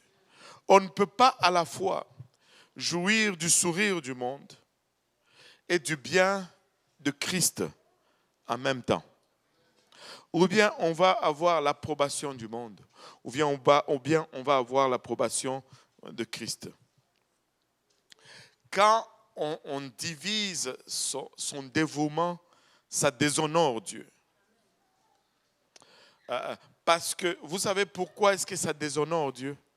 Parce que ça le met au même niveau, ça met Dieu au même niveau que cette idole pour lequel vous vous êtes compromis. Dieu ne partage pas sa gloire. Alléluia. Oh boy, je dois finir là. Seigneur Jésus. Vous savez, plus les hommes vont tarder en un lieu, plus il est difficile de se décider entre deux opinions. Quand vous êtes confronté à quelque chose, décidez. Mais plus vous tardez, plus vous allez avoir des difficultés à vous débarrasser de la chose. Et quand Dieu vous montre quelque chose, je suis en train de vous dire, débarrassez-vous de la chose. Parce que plus vous tardez, plus ça va être difficile à se débarrasser. Amen. Et Israël ne pouvait pas éviter de faire un choix. Mais plus ils attendaient, plus les effets de la corruption les enlaçaient au fait. Plus cette immoralité les intéressait.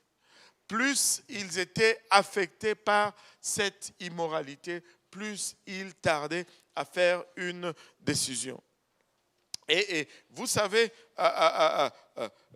leur indécision, avec le temps, devenait au fait une décision. Tu sais, tu dis que je suis indécis. Mais plus longtemps tu es indécis, plus tu es décidé à rester comme tu étais. Allô?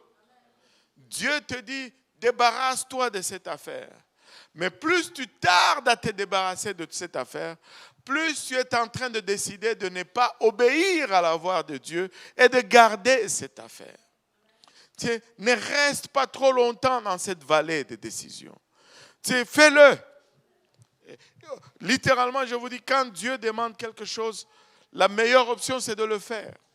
Il n'y a absolument rien à perdre quand tu obéis à Dieu.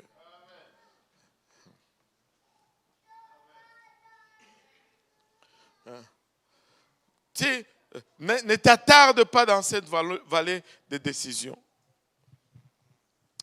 Au fait, la situation était telle que ce n'était pas vraiment un rejet de Jéhovah. Ils n'étaient pas en train de dire non à Dieu, mais ils se sont retrouvés en train de négliger Dieu, et c'était ça leur problème. Parce que tu peux te dire, je suis encore croyant, mais je viens encore à l'église, mais cette négligence des choses de Dieu va te coûter très cher en fait. Regardez, c'est choquant ce que la parole de Dieu dit. Et elle est tellement précise. Regardez dans le livre d'Hébreux, le 2e chapitre. Je ne veux pas avoir le temps de finir même la partie d'aujourd'hui. Eh Seigneur Jésus. Aïe, aïe, aïe. J'ai fait la moitié seulement. Ce qui était supposé être pour aujourd'hui. Bon, Hébreux 2, c'est frère Jean-Yves qui traîne à la lecture, c'est pourquoi.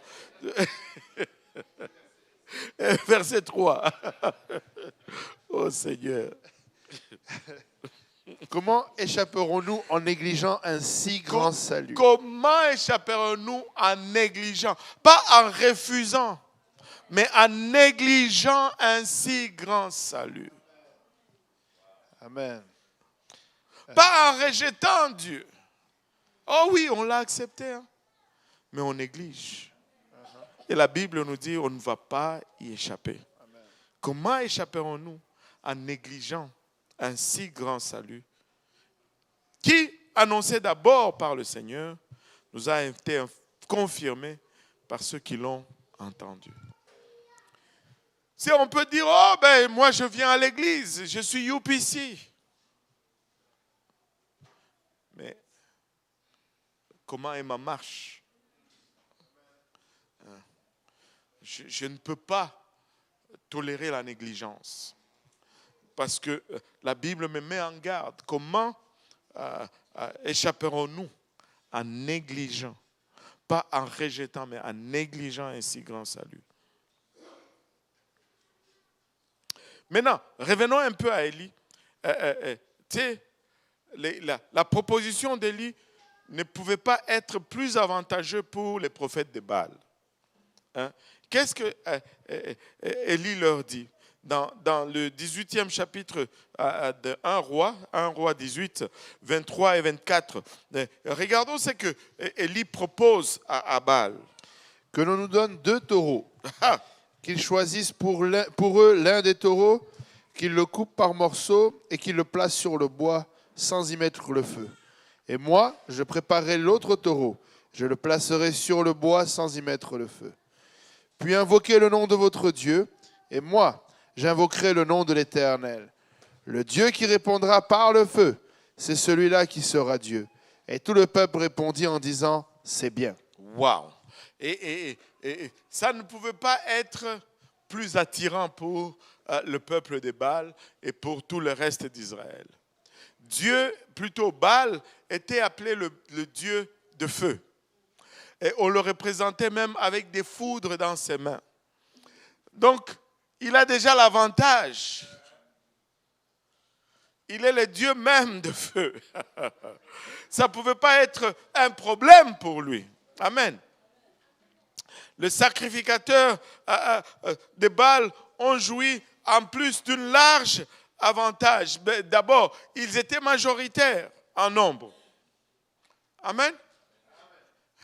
Un chasse 1000, 2 chasses. Eux, ils étaient 850.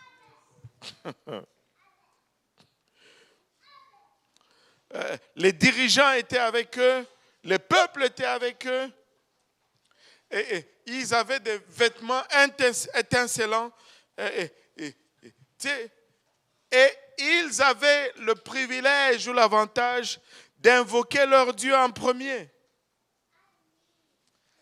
Allez-y d'abord, vous. Et ils pouvaient passer toute la journée à prier. Et ils étaient très sérieux dans leurs affaires.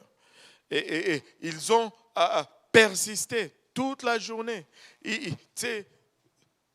Moi, quand je me les imagine, la Bible nous dit que ils ont commencé même à se couper. Imagine-toi le visage de quelqu'un qui est en train de se couper là. Ça ne doit pas être très amical, on va dire ça comme ça. Et ils étaient très sincères dans leur culte. Ils étaient très sincères. Mais leur sincérité ne garantissait pas la vérité. Amen.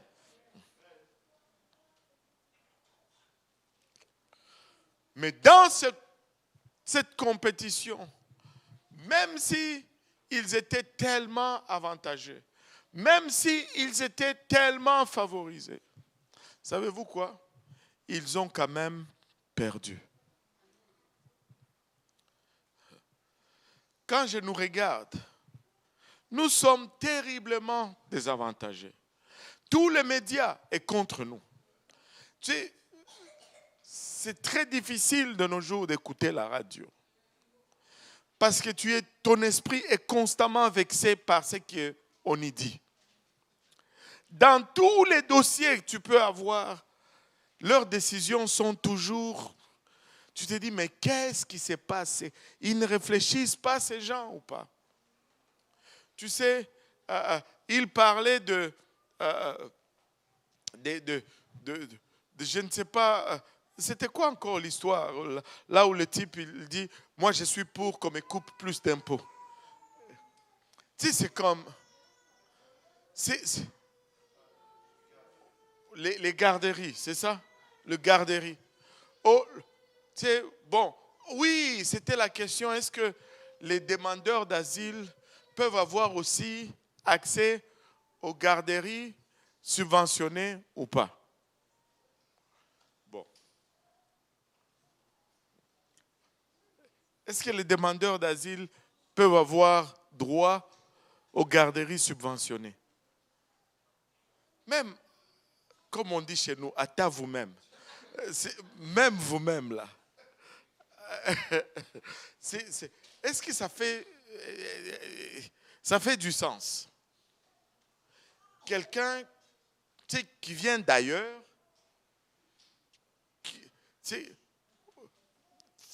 au moins rentre dans le processus et commence à contribuer quelque part. Mais jusqu'où on va aller là? Moi aussi, je suis immigrant.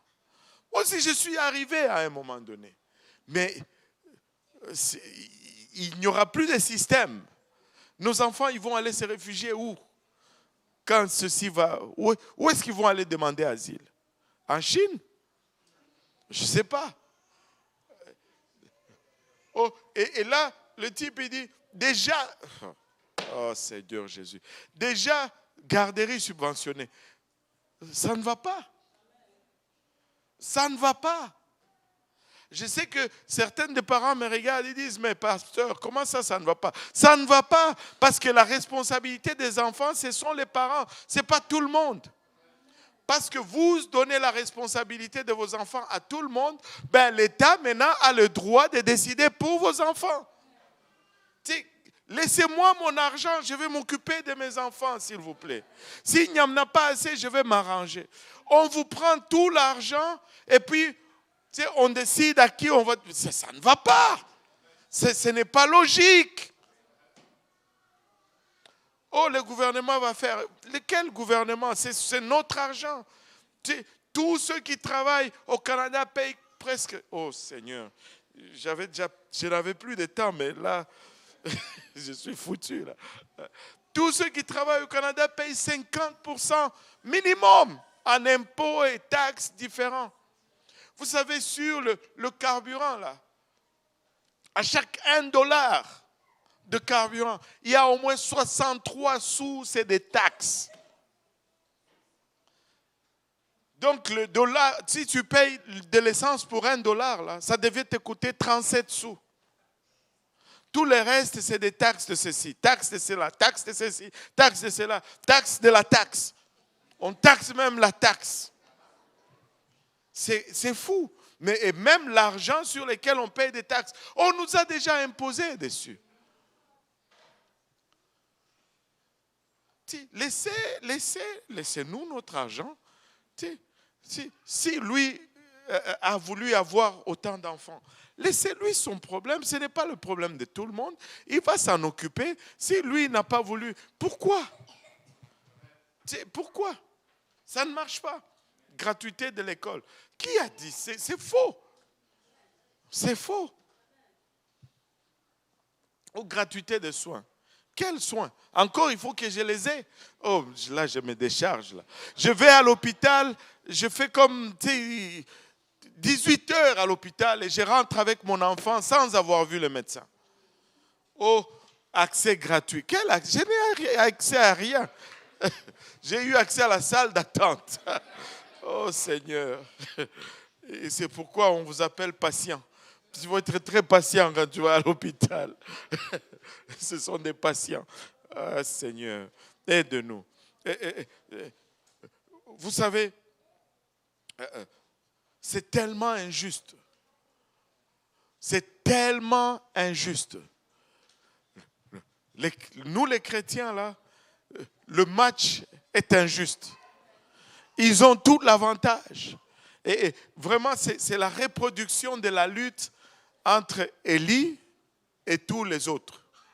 Tu sais, le gouvernement était avec eux, la religion était avec eux, et comme aujourd'hui, ils sont tous avec eux. Aujourd'hui, c'est... Anyway, nous sommes dans le même cadre. Le combat est tellement inégal. Mais laissez-moi vous dire, c'est Dieu qui a voulu que ça soit comme ça. Alléluia. C'est Dieu qui a voulu que ça soit comme ça. C'est tellement inégal, mais ça ne va pas être égal. Mais même dans cette inégalité, Élie a gagné le combat. Mais même dans cette inégalité, laissez-moi vous dire, nous allons sortir victorieux de ce combat. Nous allons sortir vainqueurs. Alléluia. De cette confrontation, nous allons sortir au-dessus. Peu importe ce que nous traversons, peu importe ce que nous endurons, nous allons sortir victorieux. À la fin, il va être dit qu'ils avaient raison. À la fin, il va être su et connu de tous que, oh, si seulement on les avait suivis, si seulement on les avait écoutés. À la fin, même malgré l'inégalité, nous allons sortir victorieux. Nous allons sortir victorieux. Alléluia. Alléluia. Jésus. Vous savez, Dieu fait toujours de la même façon. On aurait pu choisir d'autres épreuves qui allaient les mettre peut-être sur le même pied d'égalité. Mais, ou même des épreuves qui auraient pu être favorables à Élie. Mais c'est Élie lui-même qui a dit, c'est ça qu'on va faire. Hein? Notre Dieu n'a pas peur de faire face à l'ennemi. Hein? Notre Dieu n'est pas intimidé par l'ennemi. Ça ne le dérange pas d'aller se battre dans le territoire de l'ennemi. Dieu, ça ne lui dérange pas d'aller dans le camp de l'ennemi et de défier ses points forts, en fait. Ça ne dérange pas à Dieu. Baal, est-ce qu'il est vraiment le Dieu des éléments? Alors, tu sais, je ferme la pluie. Et la pluie a été fermée. Dieu est allé dans le territoire même des Baal. Alléluia. Et Dieu a toujours été ainsi. Vous rappelez-vous de l'Exode? Vous rappelez-vous du livre d'Exode? Amen. Dieu n'a pas changé. Les Égyptiens adoraient le Nil. On va voir si votre Nil va vous donner de l'eau pure. Et il les a défiés avec leur Nil. Les Égyptiens adoraient les boucs et les béliers et les taureaux. Qu'est-ce qu'il a fait? Il a frappé tout le bétail. Et Dieu va aller dans le camp de l'ennemi. Dieu n'a pas peur d'un combat déséquilibré. Il est Dieu. Il n'a pas peur que le combat soit en faveur de l'adversaire. Donc, ne vous sentez pas diminué parce que très souvent, nous nous retrouvons dans une position où ça semble que nous sommes faibles. On était en train de réfléchir. Je pense que je parlais avec le frère Wiesent. Il dit, c'est très facile, c'est très difficile de faire le combat parce que pour nous, nous avons les lignes guides de la moralité. Nous ne pouvons pas tricher. Mais les autres, ils peuvent tricher. Il m'a demandé, je n'ai pas vu de grandes mosquées ici. J'ai dit, il n'y a pas de grands, il y en a quelques-unes ici et là, mais il y a beaucoup de centres communautaires dans lesquels ils vont faire leur culte. Et pourquoi ils vont dans les centres communautaires? Parce que eux, ils n'ont pas peur de mentir, ils n'ont pas peur de tricher, ils n'ont pas peur de, c'est pas, ils n'ont pas les guides moraux que nous avons. Alléluia. Parce que nous devons nous tenir devant Dieu et dire, voilà, nous n'avons pas menti. Voilà, nous n'avons pas fait cela. Mais eux, ça ne les dérange pas de faire ces choses. Et ça semble toujours déséquilibré. Mais même dans ces déséquilibres, nous allons avoir la victoire. Alléluia. Les Égyptiens adoraient le Dieu soleil, mais ça n'a pas empêché que Dieu frappe toute l'Égypte d'une obscurité qui était palpable ou impénétrable. Et ils adoraient Osiris, c'est le Dieu de la vie. Mais ça n'a pas empêché Dieu de frapper leur premier-né de mort. Et le Dieu de la vie, Osiris, était confondu. Alléluia. Dieu n'a aucun problème à travailler sur le terrain de l'ennemi. Alléluia. Dieu n'est jamais... Dieu... Vous savez, on l'appelle le Tout-Puissant. On l'appelle le Tout-Puissant. Parce qu'il n'est jamais en désavantage. Il n'est jamais en désavantage. Oh Seigneur Jésus.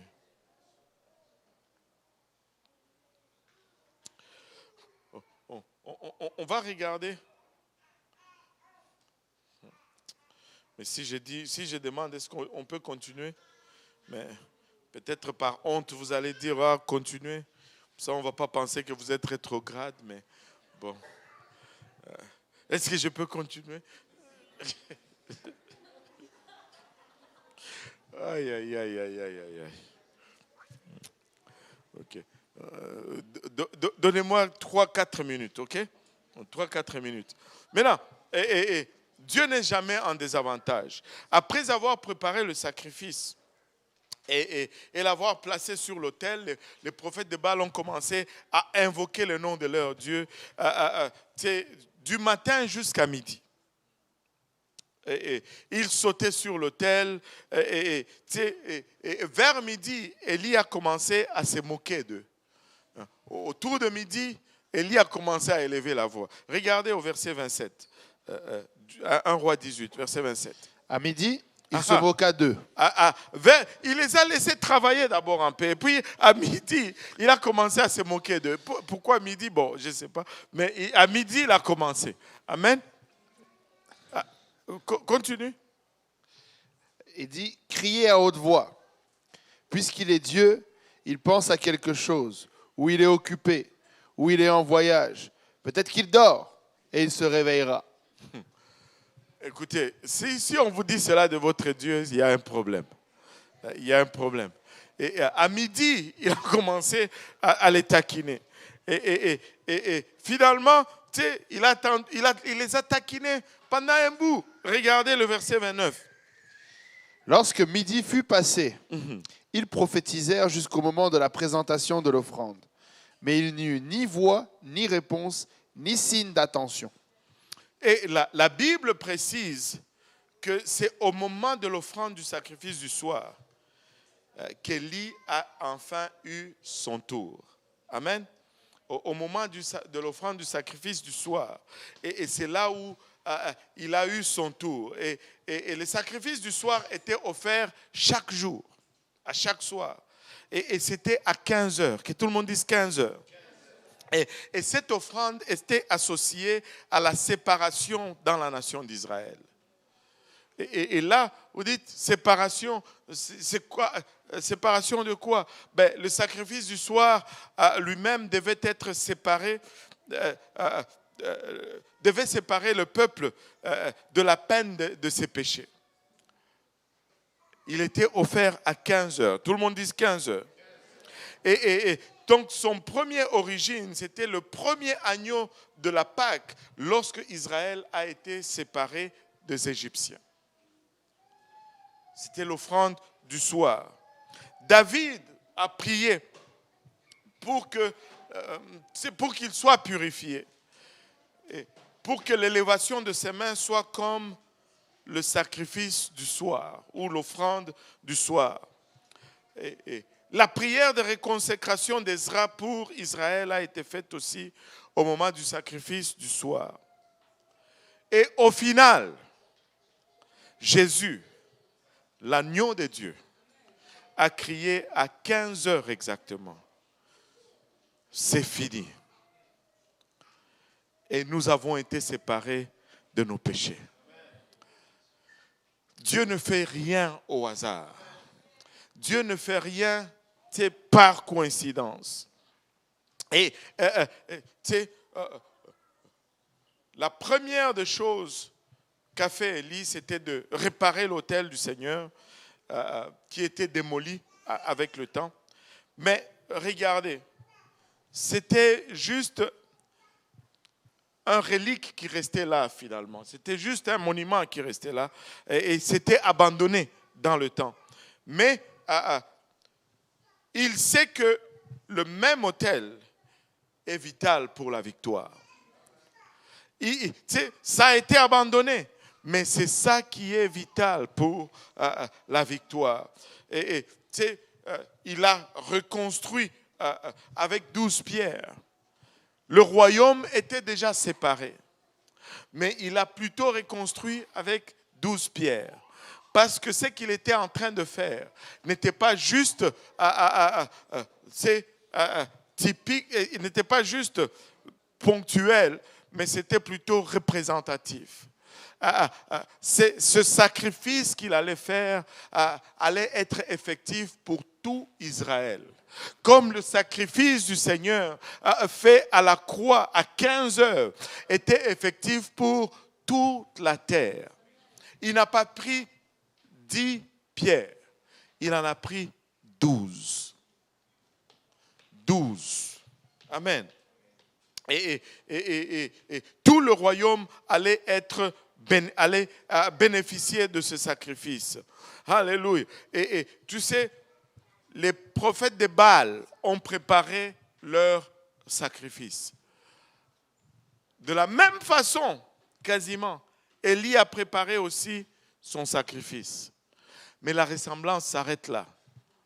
Il va y avoir des fois des choses similaires, mais ça ne va jamais aller plus loin. Ça ne va jamais aller plus loin. Mais nous voulons aller jusqu'au bout.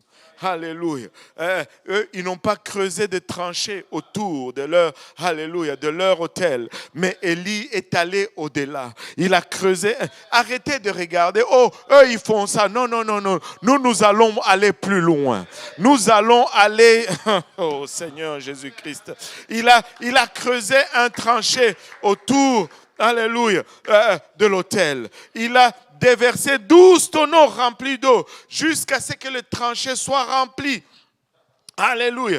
Et il s'est mis, c'est comme si même l'avantage qu'il avait, il recule encore, il perd encore de l'avantage.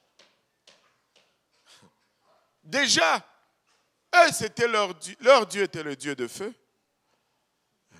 Ils étaient plus nombreux. Mais leur sacrifice était sec.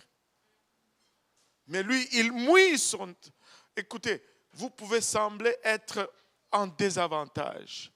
Mais servez seulement l'Éternel. Avec lui, vous serez toujours en bonne position pour la victoire. Peu importe où vous vous retrouvez. Il y a une pensée qui ne me lâche pas ces derniers temps. Et je vais vous la partager. C'est que si ce message était assez puissant lorsque je vivais dans le péché, comment serait-il moins puissant alors que je ne vis plus dans les péchés? Quand même, on peut au moins se concéder ceci. Je ne suis pas encore parfait. Ok, peut-être je parle de moi, peut-être c'est vous. On peut au moins se concéder ceci. Tu n'es pas encore parfait, mais on peut au moins concéder que tu n'es plus à la place où tu étais. Alors, si c'était assez puissant pour te sortir de là, comment est-ce que ça va perdre de sa puissance maintenant que tu es ici? C'est illogique. C'est illogique. Ça ne peut que produire plus. Ça ne peut que produire davantage. Ça ne peut que être plus puissant. Alléluia, parce qu'il y a plus à travailler avec que lorsque ça avait commencé dans ma vie. Alléluia. Alléluia.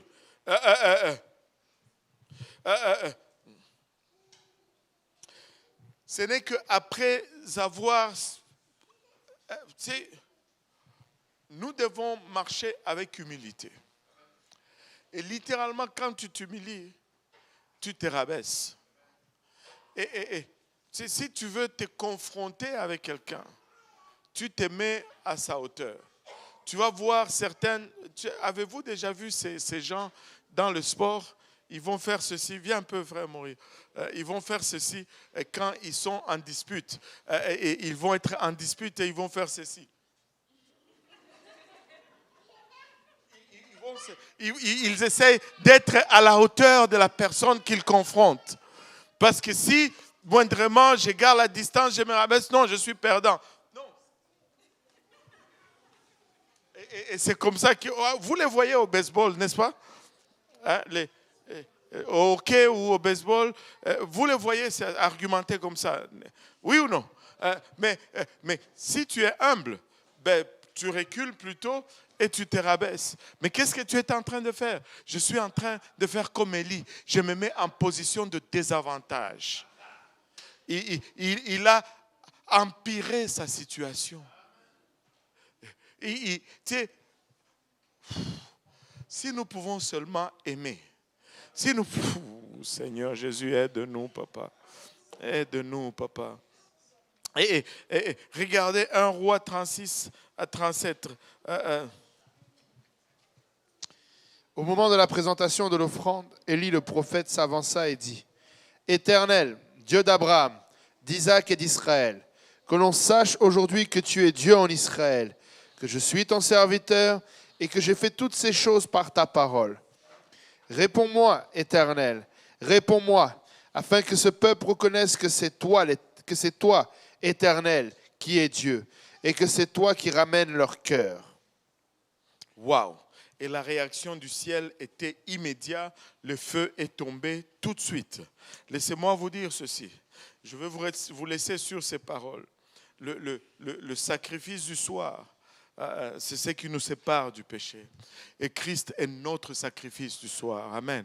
Et je veux ajouter ceci. Le peuple de Dieu n'a jamais été autorisé à rivaliser avec le monde religieux sur un pied d'égalité. Au contraire, Dieu a donné tous les avantages à Baal. Amen. Tous les avantages ont été donnés à Baal. Et pour son peuple, tout a été réduit. Toutes les ressources ont été réduites. Pourquoi est-ce que Dieu fait ceci? C'est pour montrer une chose, que la vérité, à son plus bas niveau, est plus forte que l'erreur à son plus haut niveau. Tu sais, la vérité, à son plus bas niveau, est plus forte que l'erreur à son plus haut niveau ou à son plus fort niveau. Et aimons la vérité. C'est pourquoi la Bible nous dit, ils n'ont pas eu l'amour de la vérité, c'est pourquoi ils se sont égarés. Aimons la vérité. Parce que même à son plus bas niveau, elle va être toujours plus forte. Même à son plus bas niveau, la vérité va toujours triompher. Elle va toujours triompher. Alléluia. Est-ce qu'il y en a qui veulent, alléluia, avoir Jésus comme leur Dieu en ces lieux? Il y en a qui veulent, alléluia, accepter cette position de désavantage aujourd'hui. Alléluia. Si on peut s'élever tous ensemble. Alléluia. Si on peut élever nos voix. Seigneur, Papa, nous te sommes infiniment reconnaissants pour le sacrifice du soir, Seigneur. Ce sacrifice, Papa, qui nous met à part de ce monde. Ce sacrifice, Père, il a bachata qui nous rachète de nos péchés. Ce sacrifice, Papa, il a bachata.